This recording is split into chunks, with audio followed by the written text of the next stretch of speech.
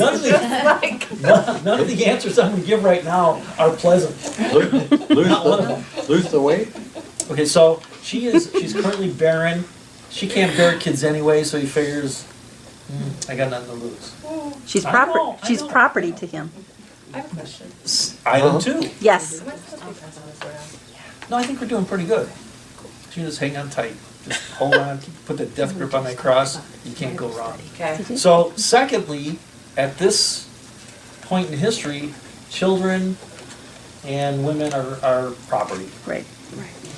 They still are in the Middle East. Yeah. In the Middle East, they're still property. Mm-hmm. Third thing, Abram only half lied. He only half lied. In Genesis chapter 20, verses 12 and 13. Besides, she really is my sister, the daughter of my father, though not of my mother. Half sister. And she became my wife. And when God had me wander from my father's household, I said to her, this is how you can show your love for me. Everywhere we go, say of me, he is my brother. A lie is a lie. I'm sorry, there's no half lie. A lie is a lie. And other commentaries said, well, he didn't really tell a lie. He told the truth. She's my sister. He just didn't disclose everything. So it's kind of like. It's kind of like when an auditor comes to you. When you go for an audit, right, Tom? You never answer questions that aren't asked. You answer only the questions that are asked. And you Even always in a answer a courtroom. question with a question. And sometimes you answer Even in a the question courtroom. with a question. I love Bill Clinton. What was it? How do you define the word? Depends on your definition of the word, yes. Yeah. So that's another reason. What else here?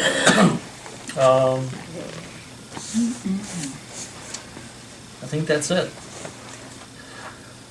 So in the current world, this is distasteful to us, that he would allow his wife to be taken. Back in the day, it wasn't such a distasteful thing. Whenever we read the Bible, we have to go to the context of the time. Because things to us are awful and terrible. Back then, they might have been acceptable. We would like to have our Bible heroes be virtuous. Yeah. Thank God they're only human. I have a question though. Yeah. How did the Pharaoh know that I was gonna ask that. he had all these diseases and things? How did he know that they were from God? We don't know that. Oh, okay. We don't How know did that, but, how did he know to blame Abraham? Yeah. well, because The trouble started. probably, It's that what- pretty woman. That woman. yeah, it's that woman. The woman Probably came. just because- caused That you the gave fact- me, oh, sorry. Wrong story. Yeah. They had abundance, they were blessed by God, they had a lot of food in Egypt. All of a sudden, Abram comes with this good-looking woman. And everything, Pharaoh brings her into his house, and then and they disaster think strikes. because of the length of time that she was there, that the Pharaoh actually did have relations with her. And So then- how long was she actually in there? Like, how long is this time frame going on? Does anybody know? Doesn't say. Or we think that it was like a significant amount of time for him to acquire all the things that The he commentaries acquired. just say that Just she was there for a period of time. so probably a significant amount of time. So they think that he actually did sleep with her, and that's why he got these diseases. So probably the Pharaoh and his advisors probably put two and two together. This good-looking woman comes in, you sleep with her, all of a sudden you've got problems. So, What I always wondered about this passage is, it doesn't tell us, how did he figure out that was his wife? Because it doesn't say. I Right. went to a women's retreat one time, and it was a woman talking, of course, and she said that, you know, it doesn't say, so we can make up fill in the blanks, but, you know, somebody had to tell him. Right. well, it And doesn't it- say, It could have But- been Sarah, or but sorry. it could have been. Yeah. But most commentaries say that in Egyptian culture and later with Abimelech, their culture also forbid people to sleep with married wives or Right. married husbands. Right. So, since it was forbidden for them, they probably just put two and two together. All of a sudden, I got sick. This woman must be married to somebody. Maybe Sarah then said, he's my husband, but probably not. Because she made a promise to Abram that she wouldn't tell, and we like to give Well, her the actually, benefit she of the didn't. doubt. Actually, she didn't say anything. Right, She didn't promise him she wasn't gonna tell. He asked her, but it's not in there, then she said, okay, I won't tell. yeah. But I like to think of her as more virtuous than Abram, so. Which means she would tell. Well, That means she would tell. Excuse me, but I happen to be or a slut. protecting Abram. We really don't know. What it could have been is Abram probably felt guilty finally and said Hopefully. something. Chris, you had something? Well, the way that God works is, they were there while there was a famine. So they were there as long as they needed to be there for the famine.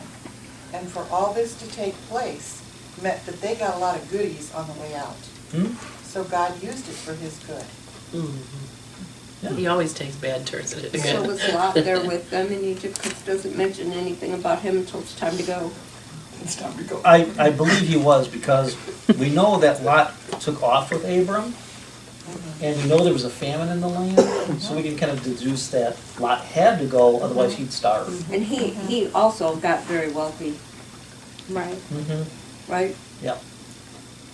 Just to continue with your thought, the second famine, where Israel grew from 72 to millions later in Genesis. Famine 1, famine 2. Yeah. I just had a thought. Yeah. I just had a thought. I think it's in Hebrews, but I could very well be wrong, where they're talking about, the faith passage. Isn't that in Hebrews where they talk about all the faith thing? Okay. I think they mention Abraham and Sarah there about how Sarah prayed. I don't know where I'm getting that from. I could be just pulling it out of the air for absolutely, so I may be wrong. But that Sarah prayed when he tried to pawn her off. And I'll have to look that up, but I'll look that up for next week. Because that would mean that, if that's true, if I'm remembering it correctly in Hebrews, then that would mean that she prayed and God answered that prayer, that I don't want to be somebody else's person when I'm already, and so I thought that was kind of interesting, because I remember them when I took a study one time in Hebrews, they were talking about that, but I'll have to look it up to be Okay. sure, yeah. Deb's on it. Deb, you want it? You got it? What's it say? I may be I haven't wrong. found it yet. Okay. It's 11:11. Oh, okay, thanks. She beat me to it. Did I get it right, or am I screwing it all up? But that's just where they start talking about Abram. Oh, okay. Somewhere it says something about Sarah praying.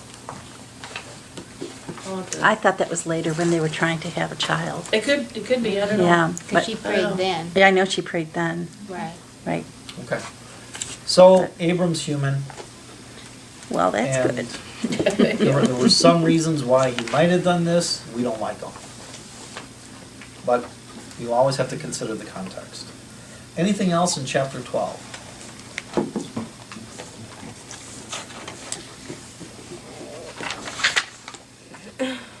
No, I thought Pharaoh was very gracious to them and just said, take what I gave you and get out.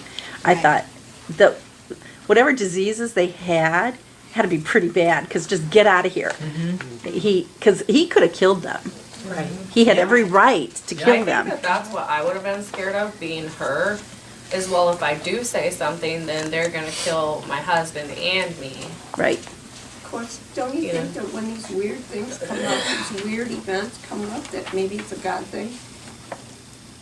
Oh, it is. It says the Lord Told you got that. inflicted So the serious Lord gave him the diseases. disease. So And Because it by doesn't this follow time, any do you think he's logical figured path. out that it is from God? Mhm. And that if he does anything to harm these people, Yeah.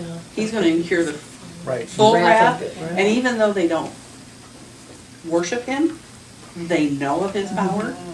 Yeah, because everybody but the people who believe in multiple gods, Deb's on the right track, they're worried about other more powerful gods. They may not worship the one almighty God, but they're sure as heck afraid of him. and they're gonna go pray to their gods for protection, but they're still not gonna believe in the Father, the Son, and the Holy Spirit. So that's a good reason why they probably didn't take action against And them. also God kind of has a way of manipulating minds and saying, give them stuff and send them on their way, you know, gives them those. Or maybe that was the Egyptian custom, let's try to Could be. appease their god by giving his representative a bunch of think about that. sacrifices and Okay. stuff. That's a So thought. that could be. We don't know because the Bible isn't specific, but it makes sense. It makes sense. The Egyptians are kind of portrayed as good people here. And even further in the Bible, when they take in Joseph and his family. So bless you. So they may have been warring people, but so far they're looking pretty decent until they start mistreating the Hebrews later on. So chapter 13. What do we got here? Well, they went back to the same place that they started from, Hebron. They built the altar and Mm-hmm. Why were they going in circles? I don't know. Well, yes, we do. GPS was on the blink. Yes, we do, because they went to Egypt to get food, but I think Abram took his family back there to try to go back to the place that God was giving him. Amen. Okay. Okay, they took their little side trip to get fed, otherwise they die, and now they're going back. And we know they go back because in verse 4, it says, and where he had first built an altar. And also, if we look at the place between Bethel and Ai, which is where he built his first altar. So we know he went back to the same place. And they're going to start dividing up the land. Well, what happened? What happened when they went back to the land that God gave them? he worshipped. He worshipped again at the altar that he built. Well, what starts going on? Well, the people who were taking care of the herds and stuff started arguing. And fighting. There Right. wasn't enough land. Right. Yeah. They had brought too many things. They got a bunch of stuff now. Yeah. Right. They have all their people, they've got all this extra livestock, and some more of the bad guys are there. Oh, the Canaanites, yeah. Canaanites and the Perizzites. Okay. So we've got. Sounds like parasites. Yeah, those Yeah. Perizzites.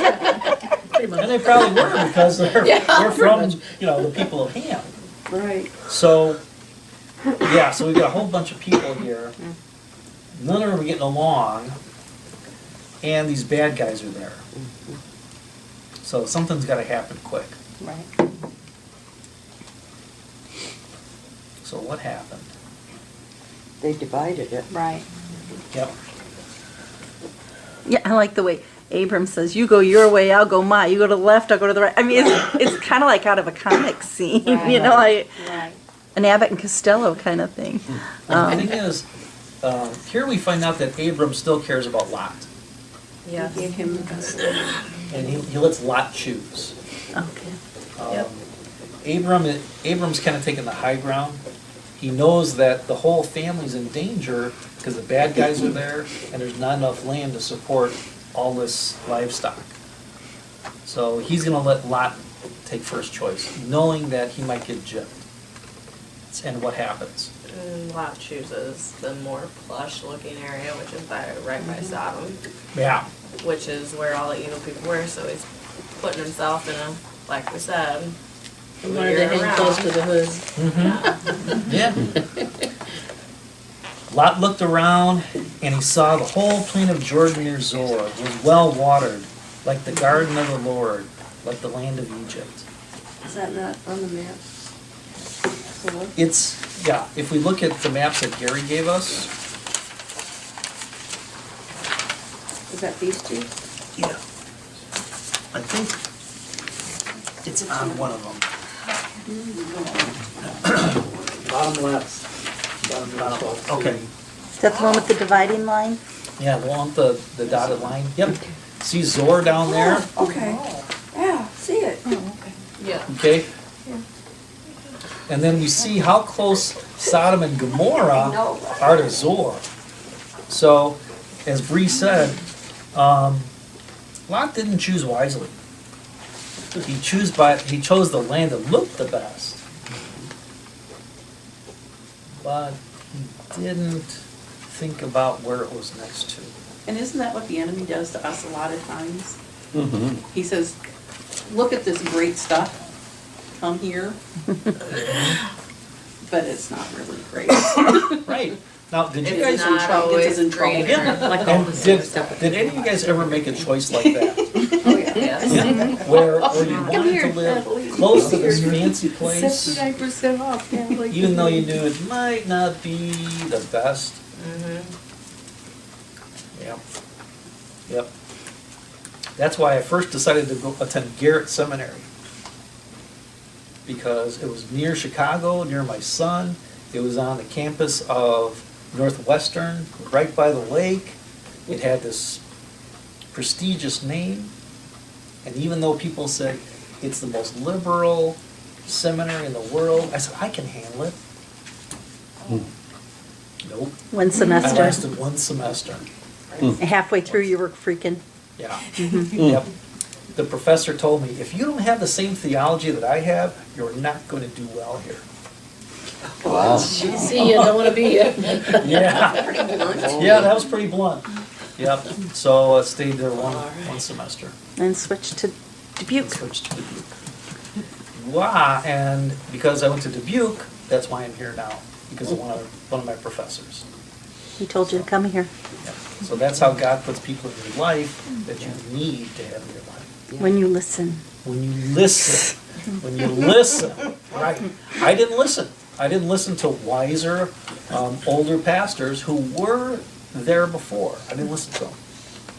And then I wasted all that time. So. But maybe it wasn't a waste of time. No, it taught him a lesson. That's true, Karen. It taught me a big lesson. And we can all remember back to times when we moved somewhere that we probably shouldn't have for reasons that probably make a lot of sense. Pretty similar. Lot pitched his tent, and then later in the chapter, he was in the town, so he got sucked in. Yeah. Yep. Yeah, it did say that. Bad character. So I want to know, why did, it doesn't say Abraham prayed to God for an answer on this. Mm-mm. He just said, you pick. He should have said, Lord, what do you want me to do? He didn't Well, go but toward advisement here. if we look at it, he did the right thing. He kept the peace between the families. Right. If he would have gone any other way, there might have been a fight between Lot's family and his group, and then the Canaanites and Perizzites might have come in and wiped out the whole group. Okay. So the things we can learn from here is that Abraham was willing to keep the peace in the family, even though he might be cheated. He was willing to forego all that financial gain and the good land to keep the peace. If we jump down to 14, the Lord said to Abraham after Lot had departed from him, lift up your eyes from where you are, look north and south, east and west. All the land you see I will give to you and your offspring. So he did answer him after the decision. Maybe I think he again, he was like trusting in the Lord after he came back and he worshiped. I think that again, he maybe this time was trying to put his trust back in the Lord, like, okay, he'll provide, in the end, he will provide, even if this area doesn't look as great as what, Lot's looked lush and had a water source and all these other things. I think that he had trust that the Lord would still provide for him, maybe. So. Yeah, I think you're right, because the Lord still gave Yeah. Abram a lot of land. Yeah. Okay, and what did Abram do after the Lord gave him a lot of land? He built an altar. He built an altar. Did it again. He did it again. Always giving thanks to the Lord. The other thing we learn is that it never pays to take more than you're entitled to. Yeah. Lot Lot was real greedy, and what did he do? He got the land right near to Sodom and Gomorrah. How'd that work out for him? Not too Well, the next chapter will So, tell. well, Not too good. not so good. Okay, chapter 14, or is there anything else in chapter 13?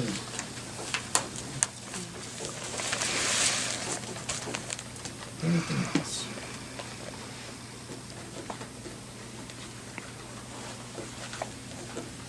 No, just that I think part of that covenant thing's starting to come out again too, where he said about the offspring and the dust, that many people will be, count of the dust, there will be more offspring.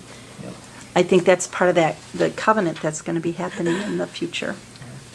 If anyone could count the dust, then they could count your offspring. Pretty decent chapter. All right, chapter 14. What do we have here? In that A lot of fighting, verses yeah. on this big map, I tried to follow all the kings Okay. until I found this. Shinar and 5 against 4. The king's raid to the south in which they capture Lot. I do know none of them liked Sodom. Because I think they couldn't control them. I think they were already out of control and they just didn't like Sodom. Yeah, because we're told that God's heard a lot of bad things about Sodom. I think it's a couple chapters in the future yet. So we've got 5 kings going against 4 kings. So what does that tell us? A lot of kings, A lot of kings. A lot of kings. a lot of people Lot who of want to be leaders. I don't know. Lots of people fighting over kind of small area. Yeah. Oh, yeah, like it is now. Yeah. Just like today. Just like it is today. That's right. So in the groups of the people of the 4 kings beat the people of the 5 kings. So it kind of tells us that the smaller group were stronger and probably better trained. And as always, when the Bible gives us this many specifics, it's kind of setting us up for something. In the verse 3, the salt sea really is the Dead Sea. And of course, there you go again with Lot choosing the more lush looking place, and then guess what? Then this happens, and then he gets captured. Like, okay, you know? Not everything that glitters is gold. Exactly. Grass isn't always greener on the other side. Yep. That's right. And what is Even if it is, you still gotta mow it. Good one, Ben, good one. It probably grows faster. And what does Abram do? Does he just say, good luck, Lot, you got captured? No, he goes and gets him. Goes and gets him. That's a good Goes and uncle. gets him. So Lot goes against Abram, takes Abram's land, takes the best land, and Abram still goes and bails out Lot. And he calls out his 318 of his trained men. I mean, those are probably people who, you know, if for some reason somebody was going to attack Abram, I mean, he's basically like, okay, I don't care. Oh, sorry. I'm having these trained men go and risk their lives to go save Lot, you know? Okay. I'm glad you brought up that 318 trained men. Yeah. So Abram takes 318 men against armies of 4 kings. Yeah. Which is thousands. Yeah, you kind of get the idea that Abram's outnumbered here. Probably big time. Well, what happens? Does this mean they attacked at night? Let's see. Yeah, during the night. Divided his Abraham men separated to his- attack Yeah, it them. says at night he divided his men to attack them. On the double-sided map, he really did travel a long way, all the way up to Dan, and Yeah. further to capture Lot, so they moved along pretty quick after. Yeah, he went a they long took all his way. possessions. He went a long way. Yeah. So, Well, how in the world could Abram and 318 guys defeat the armies of 4 kings? Oh, God. They had God on their side. Right, right. That's why the Bible gives us these specifics. I do have a question. Yeah. So he said all of them were sons of his servants too, so he had servants. He had a bunch of stuff. He had family members, he had servants, he got more servants in Egypt, Okay. okay? He's got a lot of people with him, but still there's only 318 guys in his army. Okay. And the Bible kind of sets up the story, telling us that the